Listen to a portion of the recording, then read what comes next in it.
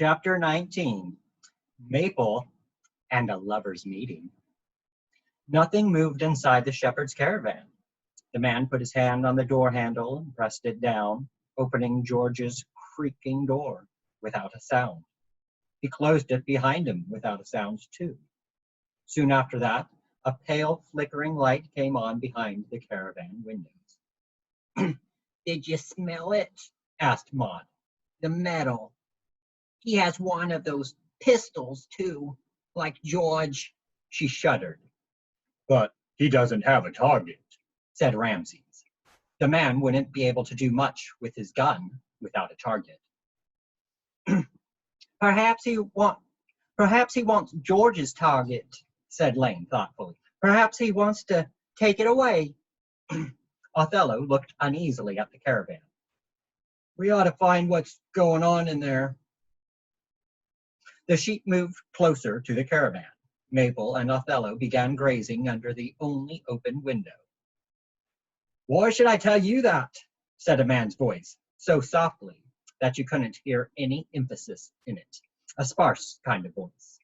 Rebecca said nothing, but the sheep could hear her breath coming fast and irregular.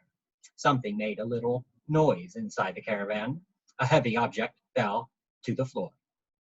"So you found it," said the man. "Congratulations." Then, after a while, he added, "Where?" Rebecca laughed softly. "You'll never believe me." "Oh, I'll believe you," said the man. "George was one of our best, our specialist for the Ireland and Northern Ireland consignments, full of ideas and never a single incident." Rebecca laughed again, louder this time, and choking slightly. "All that just for grass?" she asked in a hoarse, toneless voice, quite unlike the one she used for reading aloud. Othello looked anxiously up at the window. "Mainly grass, sometimes cigarettes, sometimes other stuff, whatever was in demand on the market." "You're telling me that because you think it makes no difference now, am I right?" "I'm afraid so," said the man. "I mean, you have the file, too. Do you know what you could do with the information in that file? It would be a severe blow to our firm." "But I won't do anything with it," said Rebecca. "I believe you," said the man. Rebecca did not reply. "I believe you," the man repeated after a while. "But unfortunately, that's not good enough." He hesitated. "I'm sorry. Would you mind putting that light of yours out? It's dazzling me." "Yes, I would," said the man. All the same, the pale light behind the windows of the shepherd's caravan went out. Maple cautiously scented the air. A strange storm was raging in there. Heavy, oppressive, violent. A storm that could send the cloud sheep galloping over the sky. "Don't you think that's a little unprofessional?" asked Rebecca after a while. "I have a proper job now as a shepherdess, well paid, and all I have to do for my money is to take the sheep touring Europe. I've nothing against your business, nothing against you. The last thing I need now is more problems. I won't say anything, ever, to anyone." "It would be unprofessional to take the risk," said the man. "Leaving another corpse in this meadow would be unprofessional too." "Not very. We know the investigating police inspector. He's incompetent and very cooperative. What do you think of this one? Illegitimate daughter with dubious past breaks in a caravan by night, finds a pistol there, plays about with it, and shoots herself by accident. Or out of grief for her beloved father. People like that kind of thing. Or out of a sense of guilt." "In her nightie?" asked Rebecca. "What?" "Well, it's not exactly the right outfit for breaking and entering, I'd say, in case you hadn't noticed." "And what's more, that's not George's pistol.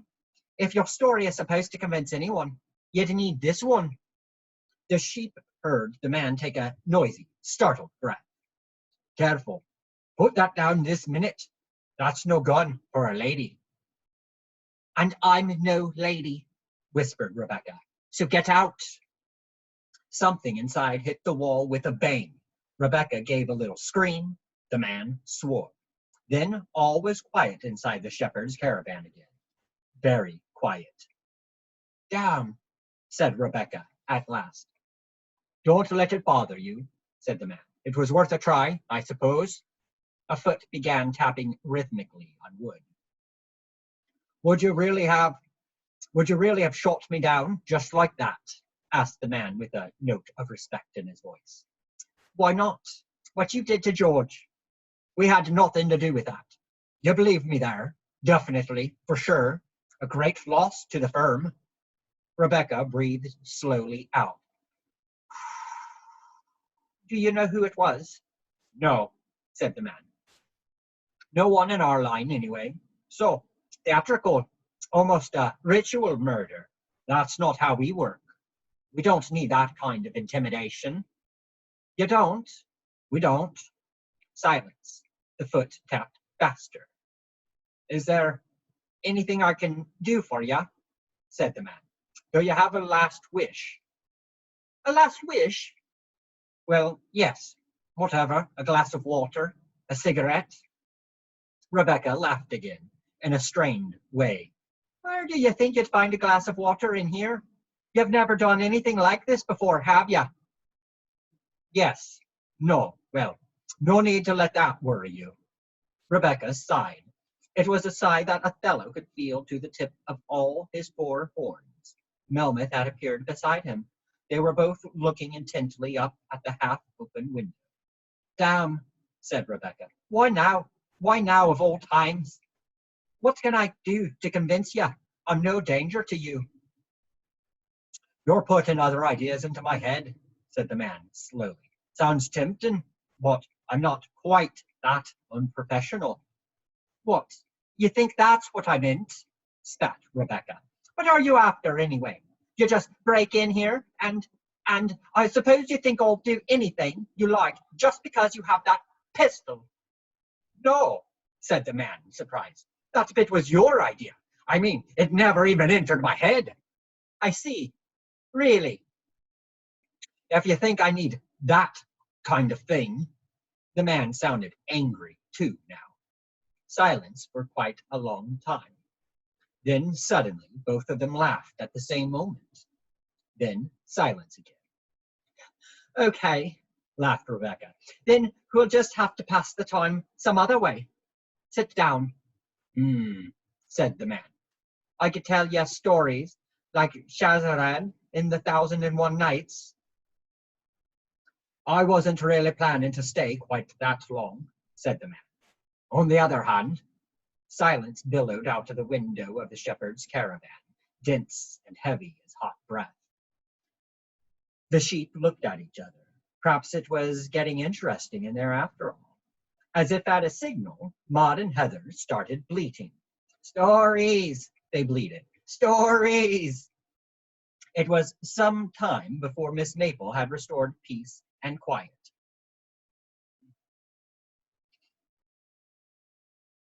Even if they are telling stories in there, she said, how do you expect to hear them if you're kicking up such a racket? But the sheep didn't get to hear any stories. No more was said inside the caravan.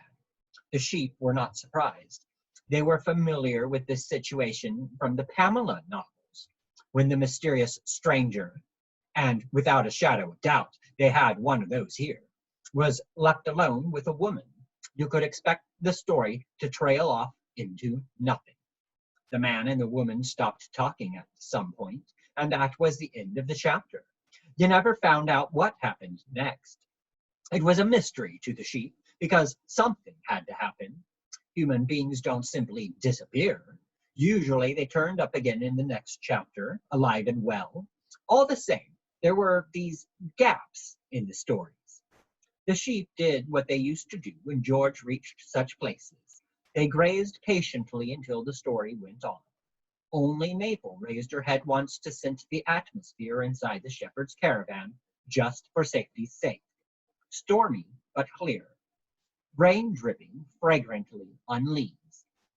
Reassured, Maple lowered her head to the grass. Much, much later, when even Miss Maple was bored with watching the shepherd's caravan, the door slowly opened. The man came out and looked at the moon shining down for a little while. "A lovely night," he said. Rebecca had appeared beside him on the steps of the caravan. She had picked up the skirt of her nightie to make a bag of it. One shoulder strap had slipped down, bearing a moonlight blue shoulder. Rebecca was humming to herself. The two looked at each other, and Rebecca stopped humming. "I smoked one joint," she said apologetically. The man waved a hand dismissively. Rebecca chuckled. "And there's a whole packet missing. One of the sheep ate it. The fat one there." "Looks like a ram," said the man. "Expensive animal, but we can live with that." The man began fishing the packets out of the bag that Rebecca had made of her skirt and stuffing them in his coat pockets. He counted as he went along. 21, 22, 23, less one packet of sheep feed, and that makes the delivery complete. The file, yes, everything's here. What's that? The man was holding the rectangular package. "I should think it's a video cassette," said Rebecca. "You don't know about it?" "Never heard it mentioned," said the man as he stowed the rectangular package in his pocket too. He carefully took Rebecca's hand between his thumb and forefinger, raised it slowly like something very heavy and fragile, and kissed her fingertips without a sound. Then he turned and went back to his car without saying goodbye. The purring engine moved away.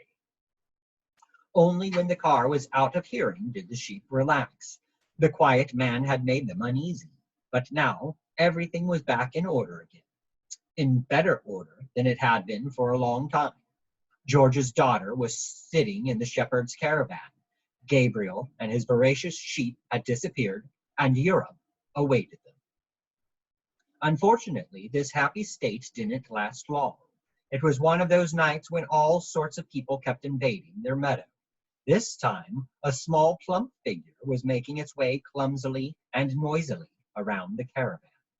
Then Rebecca was suddenly standing in the doorway with George's gun in her hand. Lily uttered a short, sharp scream. "What's the idea?" asked Rebecca wearily. "What are you doing here now?" "Oh, I thought." Lily was staring as if hypnotized at the pistol. "I wanted to think about George a bit." Rebecca shook her head. "I suspect not. I think you wanted to get in there." The pistol pointed briefly at the door of the caravan and then back at Lily. "And I want to know why. And after that, I really would like to get some sleep." Lily struggled with fear for a moment. Then she gave in. "I just wanted the receipt," she said, "so that they can't hold anything over me. The receipt, that's all." She fell silent for a moment, but went on talking in a hurry when Rebecca made an encouraging movement with the pistol. "I sometimes work at the Lonely Heart Inn," she said, "only now and then when—" She stopped. Rebecca looked at her in annoyance for a moment, but then suddenly nodded. "All right. What about the Lonely Heart Inn?" "Well, the customers there, they don't just come to— you know what." Lily's hands fiddled with her hair. She was embarrassed. "They like to smoke something too. And I knew George, and George was a good place to go. So I always bought from him. Only the landlady is so suspicious and greedy. She wants a receipt with my name on it. And I just forgot it that wretched night. And then he was dead. And if they find it, they'll have a hold over me. Everyone here's been waiting for that." Rebecca lowered the gun, and Lily calmed down a bit. "You were here?" asked Rebecca. "On the night when George was murdered?" She whistled through her teeth, exactly like George when something struck him as remarkable. "If that gets out, and you go on slinking around here, you'll soon have more hanging over you than just a receipt for a bit of grass." Lily made a face. "Ham says so too. Says they'll pin something on me if I don't watch out. But I need that receipt." "You mean Rackham, the butcher?" Lily nodded.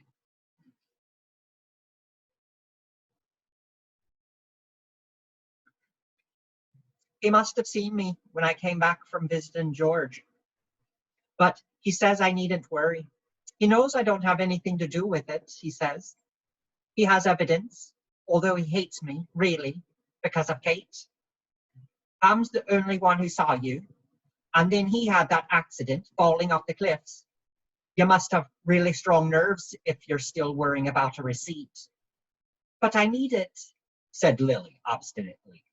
And you can have it if you'll tell me exactly what happened here between you and George that evening, Rebecca promised. Lily looked at her indignantly. Nothing happened.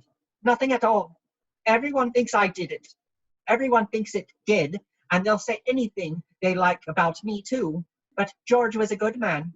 You could still talk to him like a decent human being. I bought the grass, and we chatted for a bit. That was it. That was all. Rebecca sighed. And what did you talk about? Lily thought. About the weather. What lovely weather it had been these last few weeks. Weather fit for a new departure, he said. He was in a good mood, really cheerful. I never saw him like that before. He said I'd have to buy the goods somewhere else in the future. He gave me a phone number, and then he suddenly, I think I almost cried. The sheep could tell from Lily's face that a new and unwelcome thought had just made its way into her brain.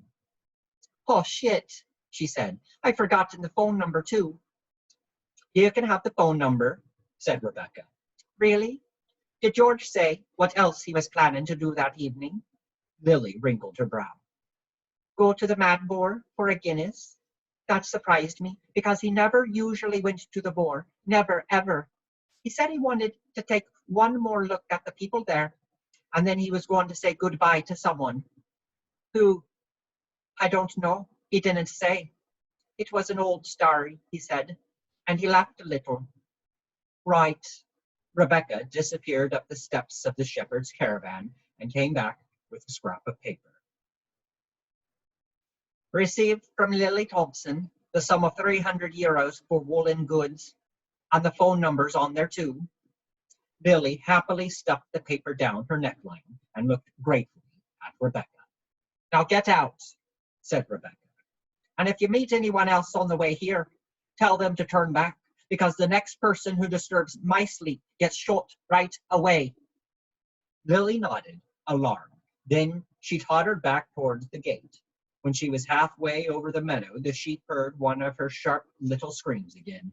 Lily had trodden in a pile of sheep droppings. The sheep thought it best to go back into the hay barn. Who could tell what might make Rebecca feel that her sleep had been disturbed? What about Mopple? Asked Zora. We can't just leave him standing all alone in the meadow. There was still no waking Mopple, but the sheep discovered that he could walk in his sleep. It worked if Othello and Richfield pushed him with their horns from behind, while the rest of the flock struck up a bleat of fodder in front of him. Before they went to sleep, they thought a little more about Europe. It will be lovely, said Maud. There will be apple trees everywhere, that's for sure. And the ground will have mouseweed growing all over it. Nonsense, said Zora. Europe is on the edge of an abyss, and everyone knows mouseweed doesn't grow in an abyss. How big do you think Europe is? Asked Cordelia dreamily. Oh, big, said Lane with conviction. A sheep would have to gallop like the wind for a day and a night to cross the whole of Europe. And there are apple trees everywhere?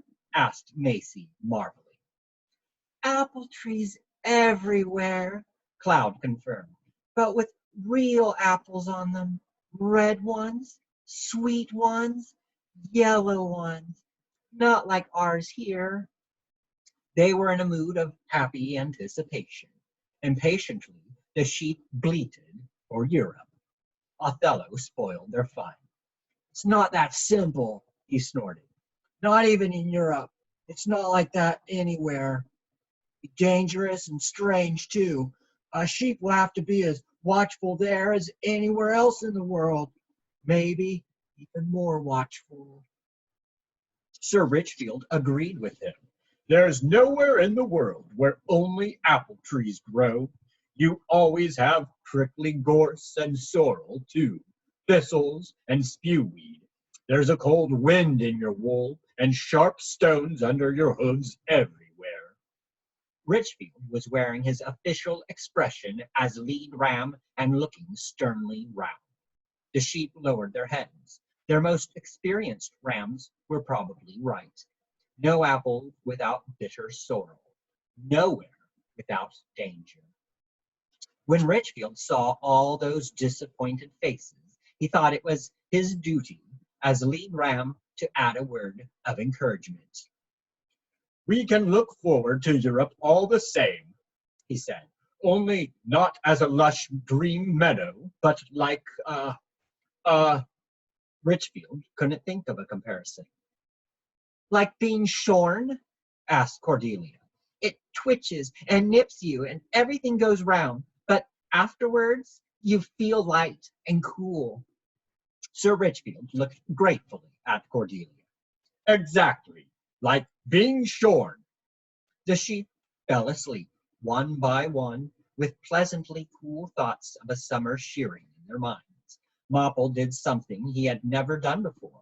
He made snorting, snoring noises in his sleep. Gradually, these snoring sounds became more rhythmic, more metallic. Now and then there was a little bang. Miss Maple tore her eyes open with difficulty. Gray light fell into the hay barn through the skylights. It must be early morning. The snorting suddenly turned to rattling and clattering. Stones sprayed through the air. These sounds were strangely familiar to Miss Maple. She had heard them every morning, almost all her life, when George's car turned off the road and into the path across the fields. When she had made her way through the door of the hay barn, George was already sitting on the steps of the shepherd's caravan. Miss Maple trotted closer, curiously. On seeing her, George raised his head and grinned. "Get to work, you lazy creature," he said. Miss Maple obediently put her head down in the grass. Now that George had so unexpectedly come back to them, she was happy to do as he wanted. But George didn't seem to be pleased with her. "Get to work," he repeated. This time it sounded more serious. Miss Maple realized that he didn't mean the work of grazing this time, but something else. She flapped her ears at a loss. George saw that she wouldn't get any further on her own and let out a long-drawn whistle. Round up the flock was what that whistle meant. But instead of Tess, the spade suddenly shot around the corner of the shepherd's caravan.